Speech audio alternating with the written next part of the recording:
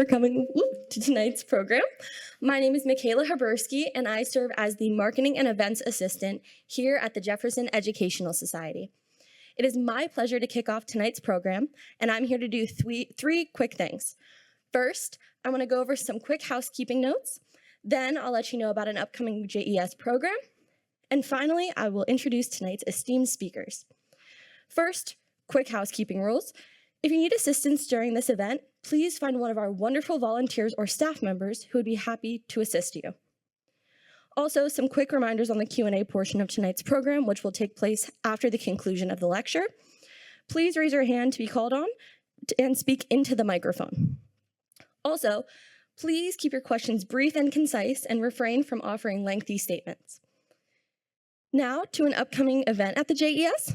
Tomorrow, the JES will host David and Ginger Hildebrand at 7 p.m. for their program, Music for Lafayette, a bicentennial concert. Finally, it is my privilege to introduce tonight's speakers. Mr. N. Paul Divakar serves as a Convenor for the Global Forum of Communities Discriminated on Work and Dissent, or GFOD. He is a daylit human rights advocate, specifically working on the issues of the marginalized communities for almost 4 decades. His expertise includes economic rights, access to justice and inclusion in disasters, and humanitarian crises. Paul Divakar served as the Convenor of the 2007 National Campaign on Daylit Human Rights when it received the prestigious 2007 RAFDO Prize awarded to human rights defenders. Dr. Simona Torres-Coy is a Roma rights expert, European region lead, and part of the GFOD. She's an alumni of the TIP Rights Expert Program, leading the global advocacy program across the Europe region, focusing on Roma rights.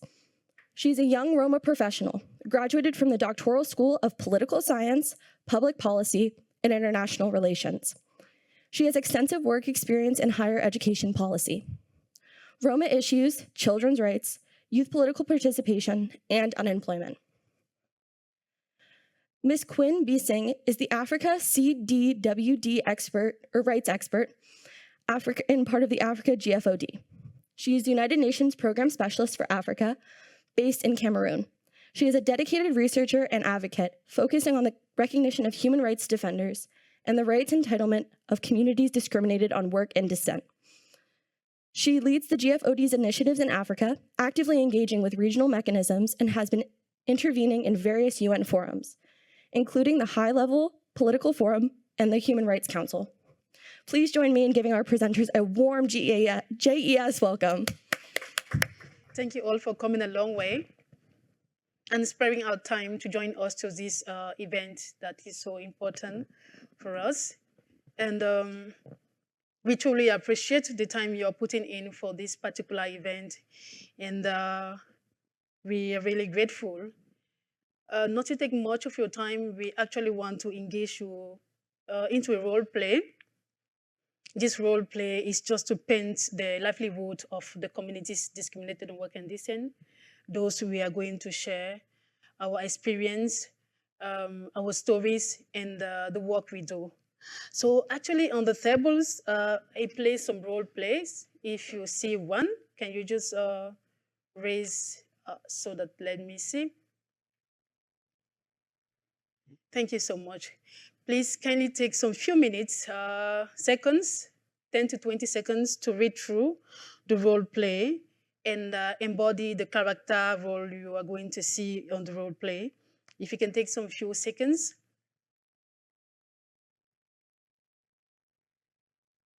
And let me please know when you are done reading and understanding the role you want to play. If you need more seconds, I can give. But let me know once you read your role.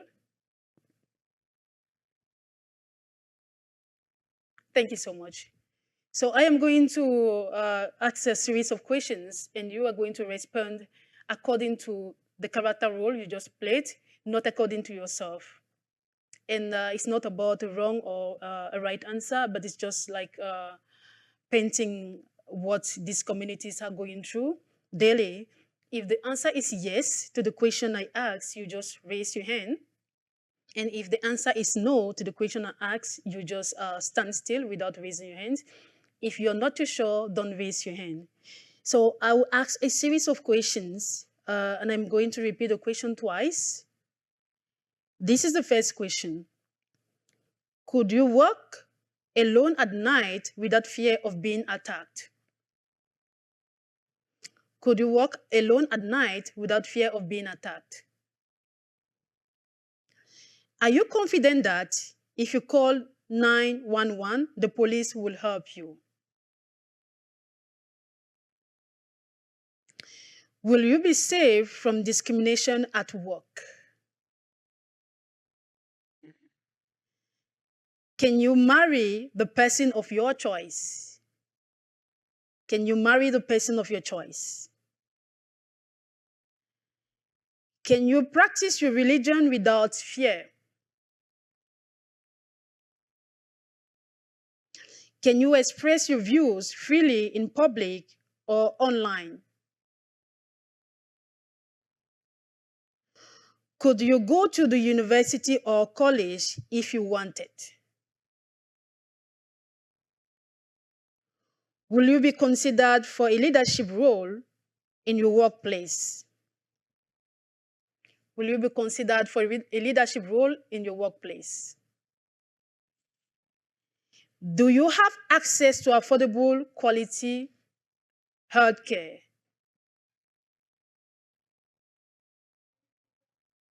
Do you have access to affordable, quality healthcare? Healthcare.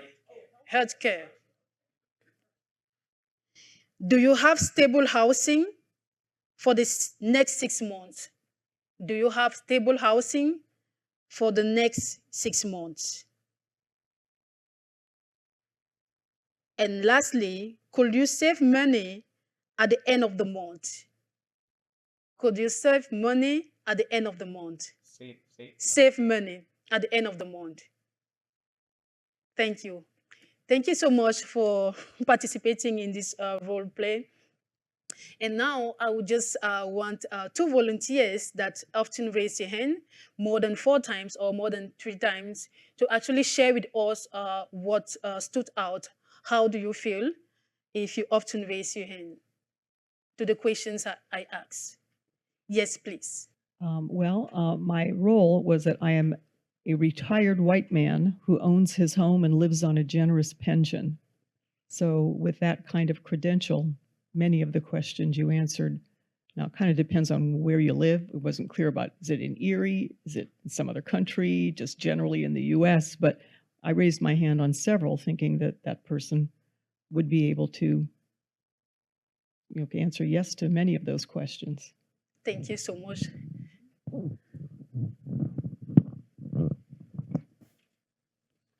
Yes, please.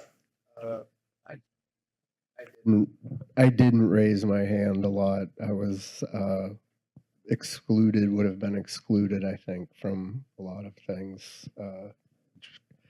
Going down the list was extremely surprising as a immigrant Chinese grandmother living with extended family. It was quite limited. Thank you. I was actually coming to that part for those who did not often raise your hands. Any other person that often raised their hand? Yes, please. I can talk loud enough, I think. But mine said, I'm a blind woman working as a telephone operator in rural Alabama. It honestly kind of felt a little vague because I didn't really understand what all her situation would have been. So I kind of just kind of guessed. But no. So you often, you were raised... It made sense that that they probably could have some of these things, but the details were kind of fuzzy. Yes, maybe not often raising the hand or raising the hand rarely. Like it depends on the level, like privilege, less privilege, and those who have access to certain needs. One more person that did not actually raise a hand or did that just once. Yes, please. I didn't raise my hand because most of the things that you had said seemed out of my reach, because I'm a Mexican American teenage boy, first in my family to graduate to high school. So many of the things that you have said would be out of my reach, I felt. Thank you. And thank you all for actually sharing this, us taking part to this play. What the exercise you just engaged into is not about a blame or a shame exercise, but us seeing the different starting points we have in life, while others have access to everything they need. Some are still struggling to be visibilized or even to be seen or at least to be acknowledged. And this is just what the communities we are fighting for the rights are going through. And thank you so much for this exercise. And I just want you to take a second and let go the role you played and come back to the person that you are, your normal person, so that we can continue the event tonight. Thank you so much. And yes, I want to also share that imagine you come from a group where you are whom to marry to, the work you do, and even the education you are supposed to have is determined right from your birth.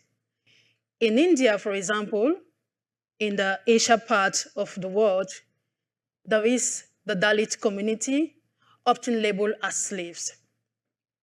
A young boy from this community was beaten by the teacher for having touched the pot of water meant for the upper caste, because he is from the caste, the lower caste, usually called the slaves and the untouchables.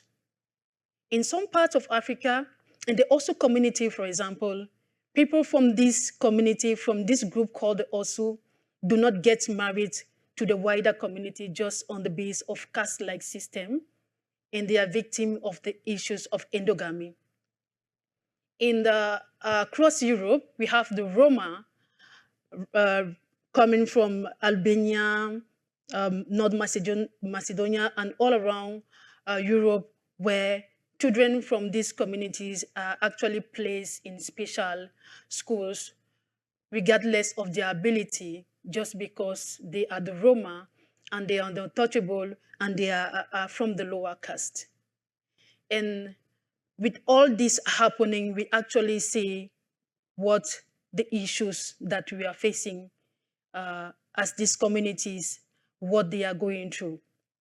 And this type of system has paved way to limited access to education, healthcare services, even societal participation. And this has actually given more strength to the excess poverty we have in this community, and discrimination and segregation. But while all this is happening globally, there are some voices that deny to be silent. There are some voices that are still resilient. There are some voices that still have the courage to speak out, to voice out. And these are the voices we are going to listen to this evening. And it's my pleasure to call Simona to share with us her story. Thank you, Simona. Thank you, Queen.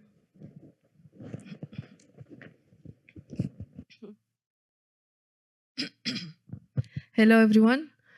My name is Simona Torotskoi, and I was born in a small village in Romania into a Roma family. If you have never heard about the word Roma, that's not your fault. In many parts of the world, we are called commonly and cruelly as the gypsies, the untouchables of Europe. But that word carries centuries of stigma, stereotypes, and violence. And growing up as a Roma came along with all of it: racism, invisibility, and exclusion. I was one of 5 siblings. My father was a carpenter. My mother stayed at home. We didn't have much, but we had a leaky roof, mice in the corners, and a home filled of love. Me, my parents, and my sister shared one room. That room was also our kitchen, our bathroom, and our living room. Next door, my brother shared another room. Still, we were lucky. We were lucky because we had a father who believed in our education. And we had difficulties, but instead of this, we read, we practiced math, and we kept learning. Our house was right in the center of the village, not in the Roma neighborhood, but people also called the ghetto. This area was built on the garbage dump. Homes had no floor and electricity, and generations slept on the same mattress, or maybe sometimes on the ground. To illustrate the level of discrimination in my village, there are separate graveyards for the Roma community and for the Romanian people. Things have changed when I went to school. I wanted to fit in. I played with Romanian children. I tried to make friends based on whom I believe was considered better. I never said that I wasn't Roma, but I didn't volunteer that information either. I stayed quiet, I stayed small, because I knew at a young age that being Roma meant being looked down on. It's hard to explain what does it mean to be a child and carry that kind of shame, to hear slurs in the hallway and pretend they are not about you, to see the world treat people who look like your cousins, your neighbors, your parents, as dangerous, as disposable, as dirty. And yet, there was this moment that changed everything in me. I was still in primary school, trying to be invisible, trying to be accepted. And one day, a Roma classmate looked at me and said, "You can pretend all you want, but the Romanians will never see you as one of them." That sentence cut through lightning, and it stayed with me. I began to spend more time with my Roma colleagues. We studied together, laughed together, told stories about our families, and we created our own circle of resistance. I didn't have to perform or pretend anymore. And slowly, something inside me began to heal. Later in university, I met other young Roma, which exactly like me tried to show their identity. Many of them hiding who they were. But I also met Roma activists. It was the first time that I understood that my story is not just my story. It was part of something bigger. It was part of a system or a structure of exclusion.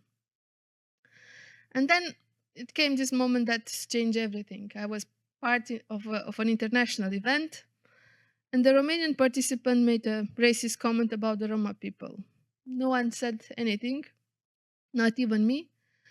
But then at the end of the event, the person came to me and she apologized. It was the first time in my life when somebody outside of my community acknowledged my dignity.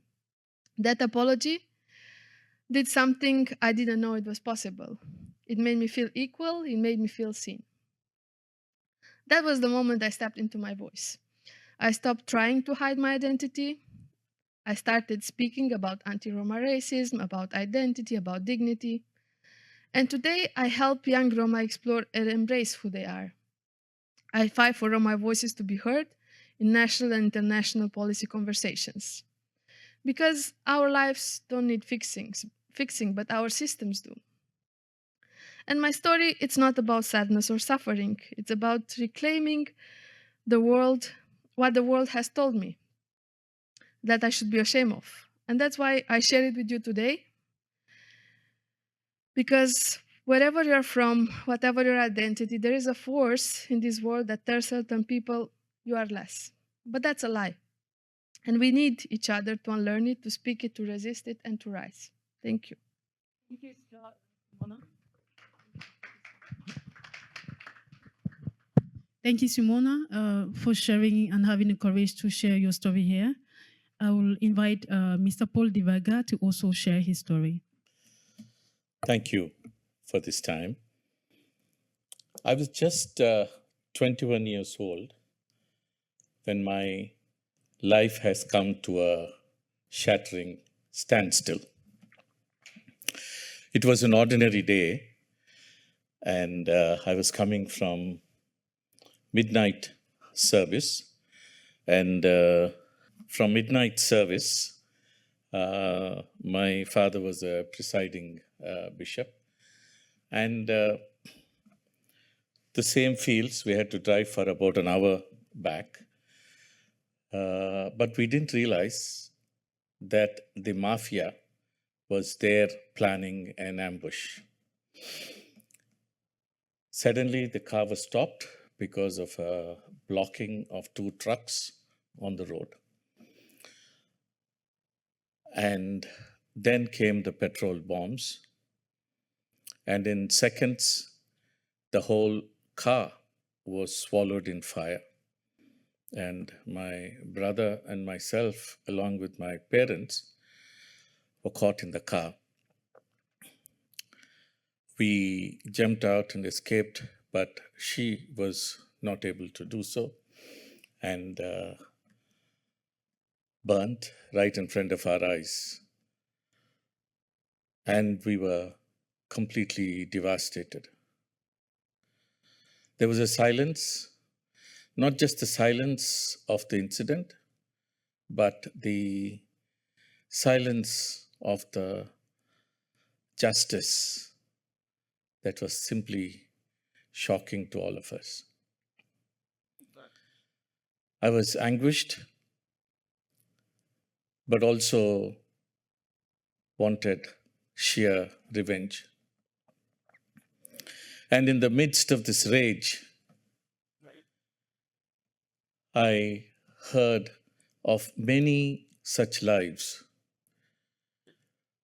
which have been sacrificed in thus different crimes, different atrocities. But there was always this silence. I was wondering, why should there be silence when such a thing was going on? And in the midst of all this rage, my father's voice came very clear and said, if you really want to change and not turn out to be another criminal, dedicate your life for justice. Get to the defense of rights of those who are vulnerable, who are sacrificed, who are put out and extinguished. That became my compass. Then I felt that I need to get to the depths of these as to why such things happen. Why such things happen to certain type of people, certain category of people. And the law, the administration, and the justice just stand still. Then I came to realize the depth of this caste system, the social hierarchy, that treats someone with all power and the others completely vulnerable, only obligations, pushed into menial jobs, pushed into exclusion and forms of slavery. And when they resist, they would strike back. There are laws. So I felt that I should equip myself as a lawyer and then started to work with these Dalit communities. Dalit communities are known as untouchables formally. And these communities and women from these communities were assaulted. And then I realized that law is there, but law belongs and sits in the laps of those who have power. And unless you really reach out for it and cry out for it, law is not going to make any sense to those people. So then I left those and went to the villages, worked with these people, my people. Several cases when some of the bonded labor are those who are a form of slavery, who have to work in the agricultural field day in and day out. When they were asking wages, the leader of that was also killed. We had to exhume the body after 14 days so that the police can then see the cause of death, which we're trying to hide. So then I began to work in several states of India and also in neighboring countries, Nepal and Bangladesh, and then realized it's the same thing. The caste and those affected by these caste systems are just extinguished, invisibilized. And then I realized that it is just not in India and just not about families there, but it's global and it is there in all the countries that I have come across. I led a delegation in 2001 to the UN, United Nations World Conference Against Racism, and there we met several African communities from West Africa called Haratin, and saw the same stories there, pushed into slavery, their own people, same language, same, they're all practice Islam, but then some are high and some are lesser human beings. I met Roma leaders, and it's the same story. Different language, different geography, but the same story. And there we felt and we linked and we said that we, of course, have to share our pain. But more than that, we'll have to bond together. We'll have to come together. And out of that, years later, came the Inclusivity Project, empowered dissent communities. We are known as dissent communities or communities discriminated on work and dissent. But we will not be silent.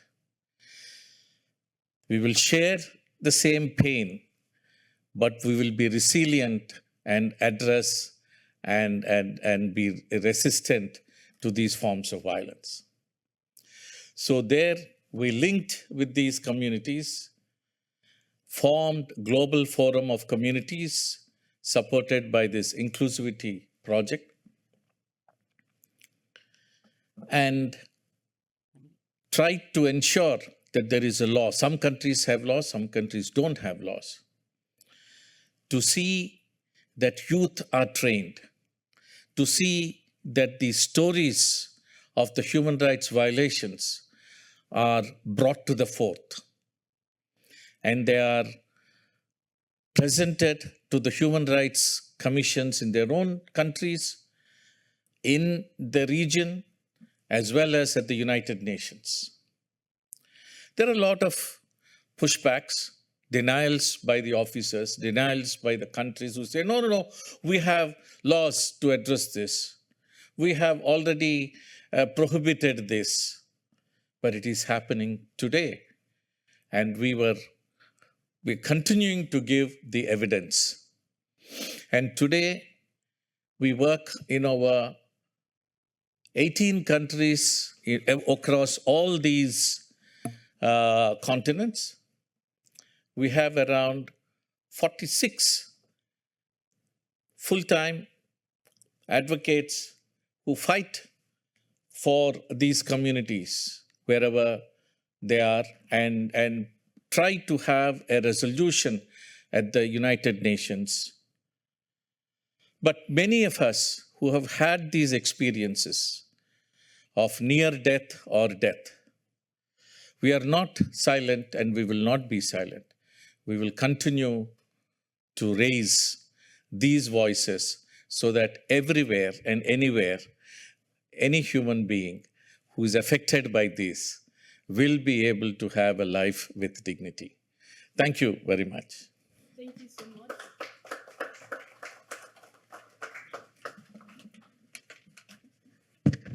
Thank you so much, Paul, for sharing your story.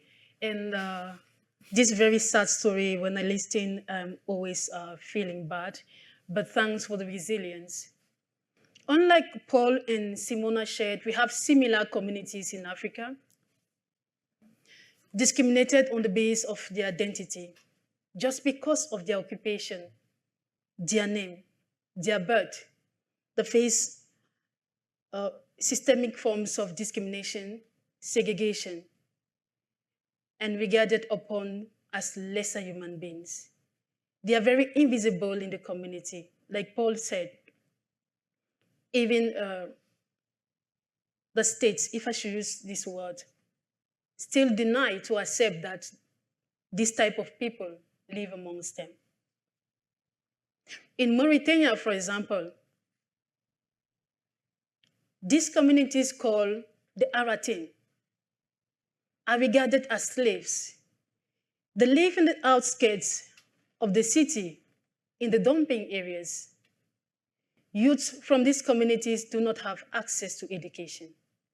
Women don't have access to healthcare. They give birth in homes because they are not accepted to get into the hospitals just because they are the slaves. Young girls are dropped out and often sold as commodities to the landlords.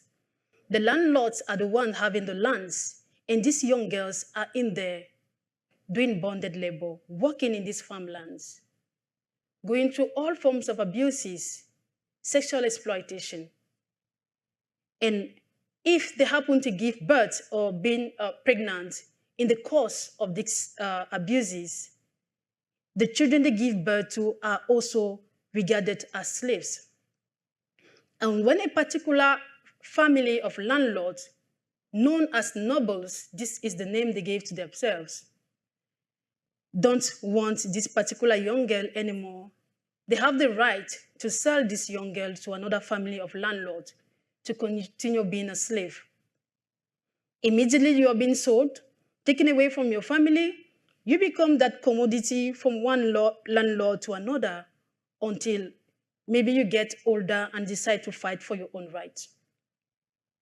We have a similar community in the Gambia where there is the issue of caste and nobles, and the nobles are the dominant caste. In a particular village, you cannot identify who is the noble and who is the dominant caste, but the nobles discriminate, stigmatize, and violate the rights of the slaves. They actually oblige their siblings, because they are from the same community, to accept the title of slaves. And they tell them, if you don't accept that you are a slave, you will not have access to education. The children of the poor, the children of the slave don't have access to the schools where the nobles go. They don't have access to worship places because they are Muslims. They don't have access to healthcare institutions. Even in the marketplaces, when women from the slave caste go to sell a good, this good is being bought at a lower price. Quarter to the normal price, because it's a privilege they give to this particular woman for buying her good. Even at death, they have separate graveyards. The lower castes are being buried in a separate graveyard, and sometimes in the bush, because they have the feeling that burying them in the ground is going to create some kind of pollution for the ground, and they are not going to have good harvest. Even the basic needs of access to water. In this community, there is a well. Those from the lower caste will not fetch water until the children from the noble caste have fetched the water. In situations where they meet together in the well, those from the lower caste will wait a far distance until those from the upper caste fetch the water and leave. These are the type of discrimination these communities are going through. All the menial jobs, they are the one doing. Grave diggers, animal carcass removers, sweepers, whatever any person can do, they do. They will never aspire to become teachers, doctors, or lawyers, because to do that, you need to be educated, and they don't have access to education. These are the communities we are talking about: segregated, discriminated, and victim of all forms of violations. They are left behind, and even further left behind. But this is not an isolated case. Around the globe, we have about 270 million going through these forms of discrimination, systematic discrimination, and I would kindly invite you to watch this video about who are communities discriminated on work and decent. The world is home to over 270 million people of communities discriminated on work and descent. Discrimination based on work and descent, DWD, is the UN terminology for systemic discrimination like slavery systems, including caste-based hierarchical systems in different parts of the world. This type of discrimination is pre- and post-colonialism and is rooted in the idea of purity and pollution. It manifests in practices such as casteism, untouchability, slavery, and anti-gypsyism. Discrimination based on work and descent is a unique form of inequality, where individuals are targeted not based on their appearance, but on their ancestral heritage and profession. Unlike racism, which is about hating people because of their skin color and looks, discrimination based on work and descent happens among people who are alike in some ways. These communities face a range of discriminatory practices, including restrictions on socio-economic, civil, political, and cultural rights. They are also subjected to notions of purity and pollution and are excluded from civic amenities such as education, health services, urban infrastructure, and access to justice. The discrimination faced by these communities often leads to violence, including assault, murder, rape, and false cases, especially when they resist discrimination and assert their rights and entitlements, be it Roma in Europe, Quilombolas in Latin America, Dalits and Burakuman in Asia, or Heritin in Africa. The members of CDWD are often subjected to violence when they demand their rights and entitlements. Women, children, and members of the LGBTQ community of CDWD are most vulnerable. However, these communities are fighting back and demanding their rights, including access to education, fair representation in the government institutions, the end of slavery and discrimination, and inclusion in policy making and legal systems. They also demand access to financial resources, health services, and the right to own land and access to political participation and power. Let us stand in solidarity with these communities and work towards a world where everyone is treated with dignity and respect, equality and justice, regardless of their work and descent.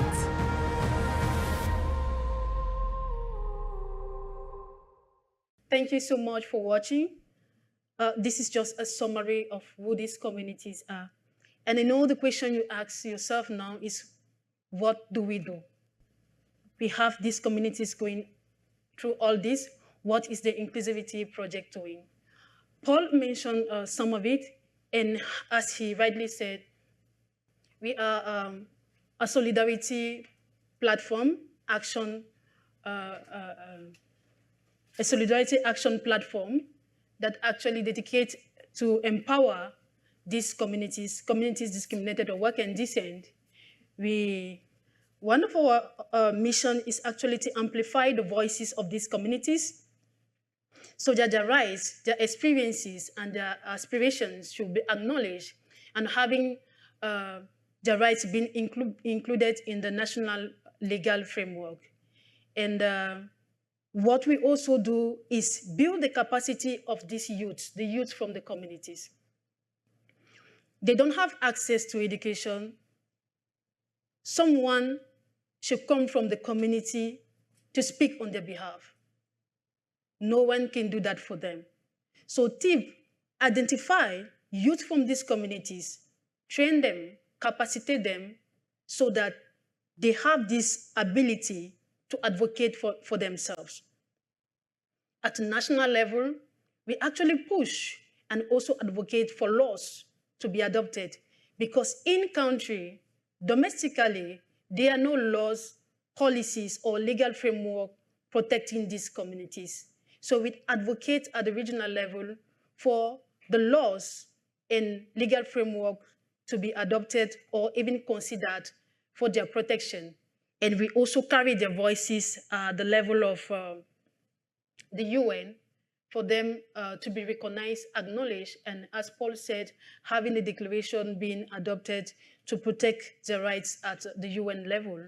And before this slide, you could see how the movement globally in Asia, in Africa, in Europe, in Latin America. So we move as a solidarity together to push for this, the voices of these communities to be heard. So I think Simona will share about.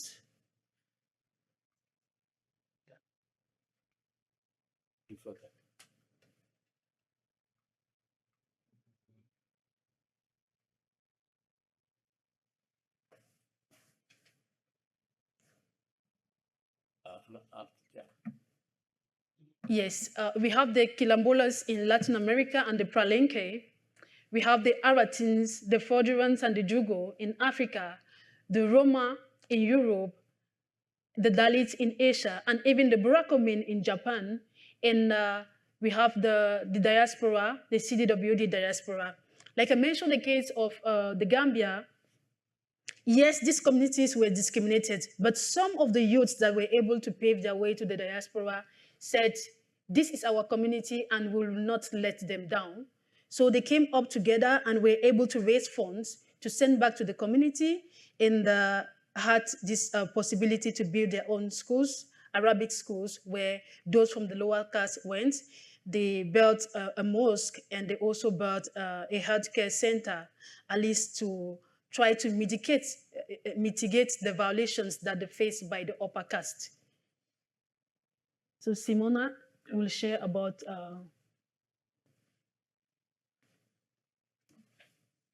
Yeah, so I just want to share a bit more about our work.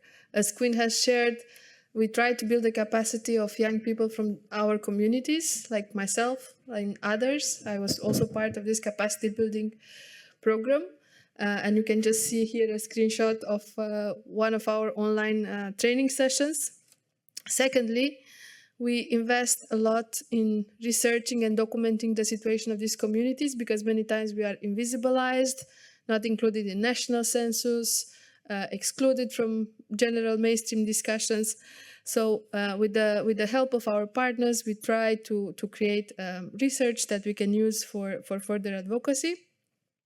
And thirdly, as it has been mentioned already, we engage with our partners, with the networks that we work with, and to engage in national, regional, and in global policy conversations. And in doing so, we have built a strong coalition that brings together all these communities. And here you can see a video of our partners from the Gambia who has just intervened in one of the United Nations sessions. So I think this is quite a good illustration of how young people from our communities who are denied many times the opportunity to speak in their local communities or at the national level have the opportunity to kind of circumvent all these processes and speak in front of all the member states of the UN and raise awareness about the specific situation they are facing. And what we have achieved so far, there are many achievements to say so, but I just want to focus on some of them. So we have managed to train about 65 rights experts from 21 countries over the last 4 years. And here you can see a photo of my colleague Vercellini, who is now leading a session on one of the meetings of Quilombola lawyers and advocates. So she was part of the rights expert program I was part of, and Queen as well. And now she's leading the advocacy in her country. Secondly, just last week, based on the reports we have been compiling over the last few years, last week we have launched a policy paper with UN Women, which is focusing specifically on the discrimination and challenges that women from our communities are facing. This is a milestone in our work because so far no UN agency has been working in depth with members of our communities to bring the evidence in a more acknowledged way, because many times the knowledge from civil society, it's not considered as objective knowledge or subjective, but I think this is a good example of how we could manage with our research to to have this UN Women policy paper. And lastly, we engage quite considerably in the work of the Human Rights Council and in the United Nations General Assembly. And here is just an illustration of what we can achieve. So in Africa, for example, last year, a resolution on the protection of communities discriminated on work and descent has been adopted in the African Union, which is the key human rights mechanism for Africa. And this resolution has been, adopted because of the support of our partners and the work of our rights experts on the ground. And in the last Human Rights Council session, the High Commissioner for Human Rights acknowledged the importance of this resolution because it fills a gap that was not there before, right? So most of these communities had no legal protection. So the resolution comes as a good instrument, handy instrument for the communities to have a tool to address what's happening to them. And now I would like to hand it over to Paul for the next part. Thank you, Simona and Queen. So this is an appeal to you to stand with us.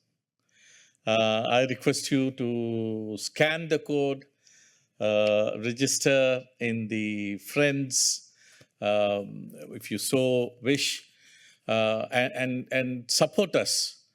Share with us your resources. We have these two cards left on your tables.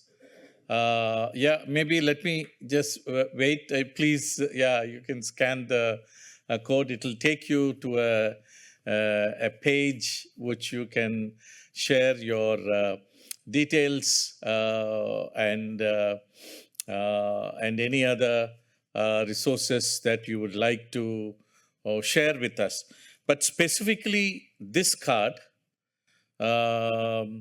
has details that we would like you to share your skills and resources. There are ways in which you can campaign along with us, visit us, as well as, share with us with your circle of foundations, faith-based community groups, and other organizations that you would like to share this story so that this work continues. It's a very critical time. You would have seen the kind of obstructions that has come in the way of this work by saying that somehow this work is not being preferred. But I think world over, and you have seen 270 million people in several of these countries are facing this, and this needs your support. Then finally, we are requesting us, the back of these cards is a little about the work again, and also there is a code. We invite you, if you are compelled to support us, please scan the code, and whatever you can contribute and you share with your friends and others to help us sustain this work. Because many of us are working with half the, or even less than half the kind of salaries or whatever that we are able to raise support, so that nobody in these communities will face the fate that we had once experienced. And I think that's a responsibility. So I request you to join us in this very exciting journey. And there is also the socials that you see. We'll leave this.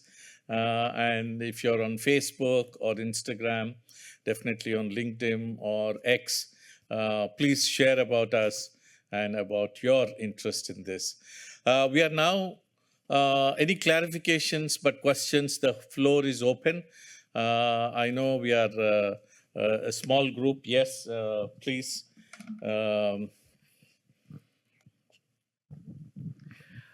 I truly do not understand the separation of those who are victims of racism from those who are victims of non-inclusion? When you say non-inclusion, are you referring to this particular type of communities discriminated by Yes. work and descent? Yes. And I don't understand, nor do I see any difference between those who are victims of racism versus those people who are not included. Yes, I think that's a very, very good question. Thank you for asking. May I know your name, please? My name is Marion. Marian. Just to give you an example, in Gambia, we have seen all are from Africa, from Gambia, and they have the same features, they have the same religion like others in the country. But what is regarded normally as a race is from those who have colonized or occupied those countries. And you see them across Africa, but not only across Africa, those who have been subjected to migration or subjected to travel to other countries where normally the color is very different, is white or whatever you would call it. But that which is transatlantic, which is Africans versus Afro-descendant versus others who are not Afro-descendant, and that form of exclusion or discrimination is normally termed by law as race. And so racial discrimination is there. But what do you call of those who, I am an African or I am an Indian, but among my people, I treat somebody else as a lesser human being? That particular form can't be race because we are both of the same race. We both speak the same language. But then there is a system within that which has not sufficiently been interrogated, which is called caste systems. And these caste systems are there in Africa, are there in Latin America, are there in Asia, are there in Japan, and also there in Europe. And that is primarily the difference. Within the same race, you have some people, because of their birth into a particular lineage, are called superior, and the rest are called inferior. That's semantics. That is pure out and out semantics. For you, because sir, the results of racism are exactly the same results as you get from non-inclusion. And to say that because we live here in America, that we are African of descent, Africans don't acknowledge us as African descent half the time. And the white population doesn't agree with us, doesn't live with us, doesn't want us around half the time. It's the same issues. People don't get jobs, they don't get educated. The schools in Black areas are less well equipped, less books. The books are old. People go in for a job and they're judged based on the color of their skin. Just because we live in America and just because we may have something different doesn't mean we have any symptoms or any reactions or any results that are different from non-inclusion. So that what you're saying to me is pure semantics. Yeah, I don't want to, I think we should have a conversation, but you're right. You're right. These are very extreme, and what you are facing as Afro descendants here in US are very extreme. I totally agree with you. And we are not putting one against the other. No, sir, we are not putting one against the other. What we are saying is there are other forms, like, for example, you heard of the indigenous communities. You heard of the, not just here, but everywhere, anywhere in the world. And they are native whatever you call the people of First Nations in some country. Here you call them Native Americans or American Indians, whatever. They too face discrimination and non-inclusion. That's completely very serious, and we are in solidarity with those people, right? But the exclusion that we people face, which you cannot ascertain by a facial, markers or markers of a skin or a different language. We are of the same stock. We are discriminated because of our birth. And there are ways to find that out, who is who. For me, comparing me with many other Indians, you may think there is nothing distinct. But there are people, the moment they come to know I'm from this particular caste, they will not allow me into their houses. They will not dine with me. And if I engage with them in any way, they feel they are polluted. And I agree, it may look like semantics for you, but for them, it is real truth that we pollute. We are polluted and we pollute. And this is very real. And this is exactly the reason why we want the United Nations and the communities around which in India or Africa or in Macedonia or in Ireland, where this is still this system. I know I'm taking a little time, but today we had a very intense discussion with an organization called MHED, right? And they have come, I do not know, maybe Courtney can share a few words about the kind of caste discrimination that is being practiced among them. If you can just kindly say a few words of what you have heard from those who are in the health, will really say, and then we go to the other questions. Thank you, Courtney, please. Sure. Sorry to put you on spot. No, that's okay, Paul. So we met with MEDS, and we talked with Olivia and Jeff about the Erie community, right? It was just more sharing more about what Paul and his group are doing, and then also what MEDS is doing for our community here.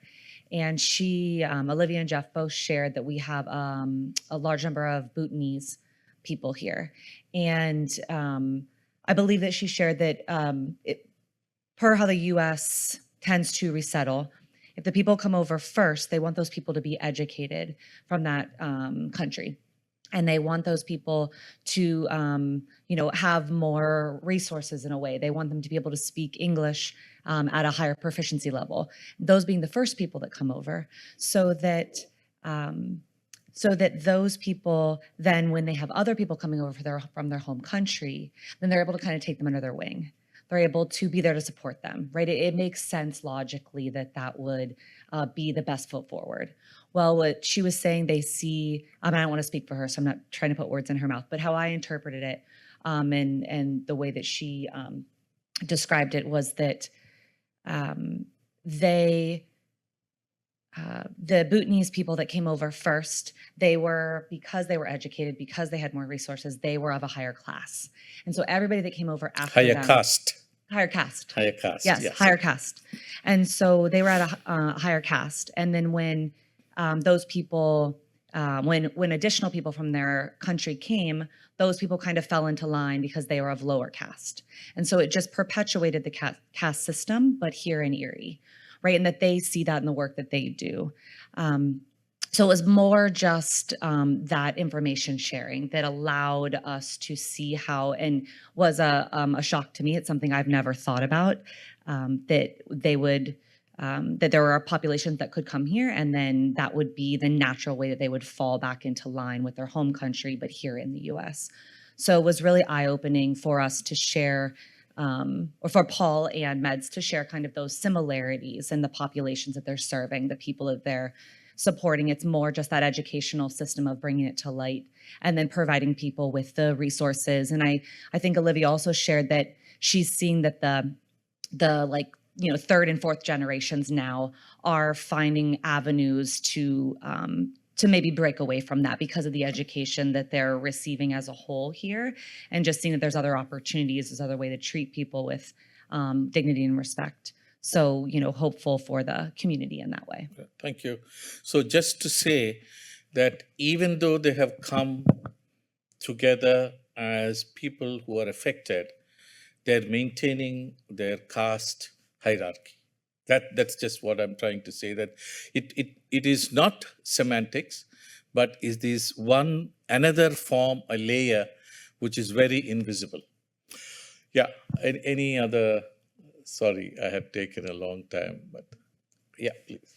This is really kind of a small question, but somewhere on a slide, the word work was being used in your phrase, but much of the discussion has been more about the caste issues that cause the problems.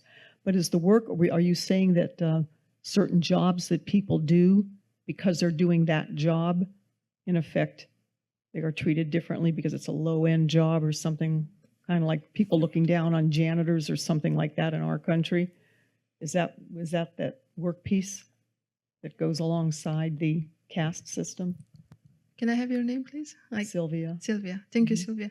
I can answer this because I think it's very much related to what does it mean to be a Roma means, right?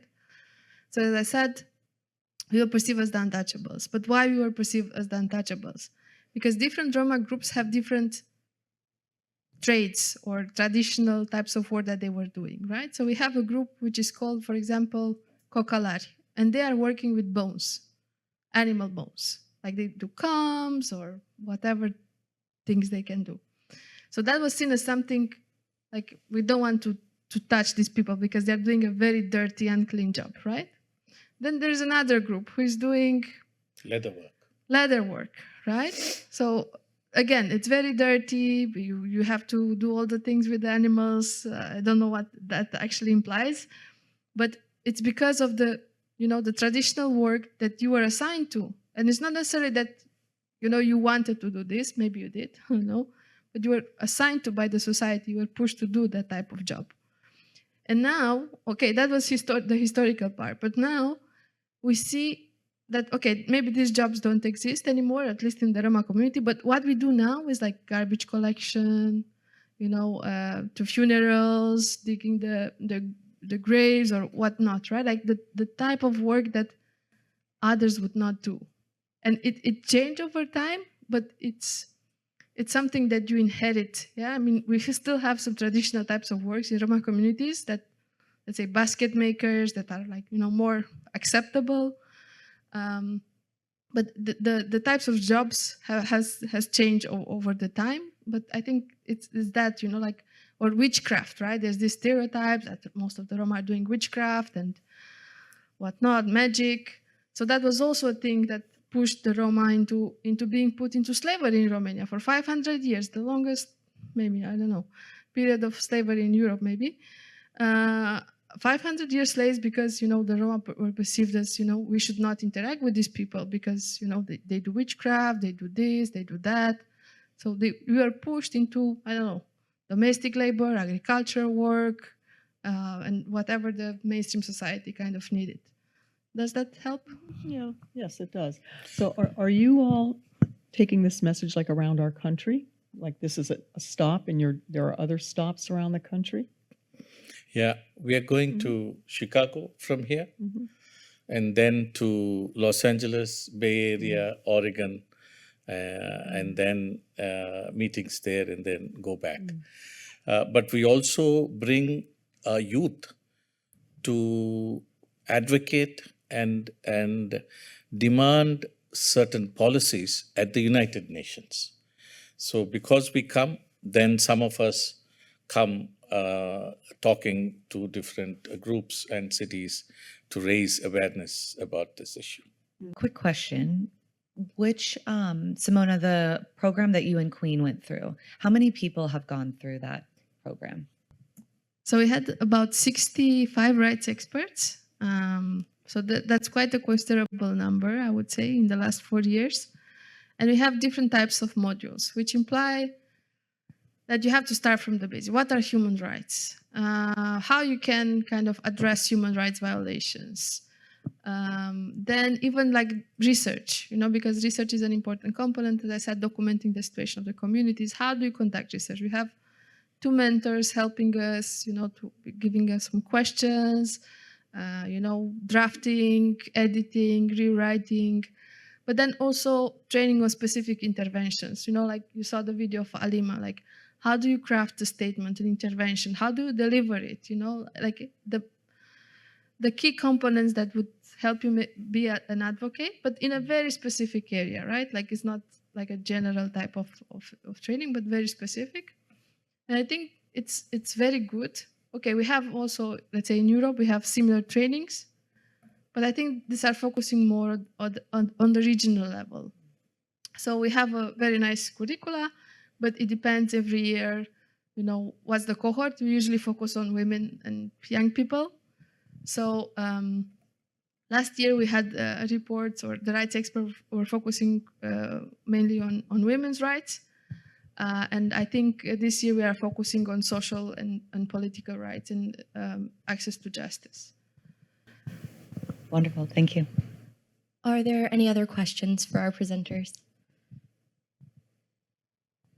Could I have another hand for our wonderful lecturers this evening?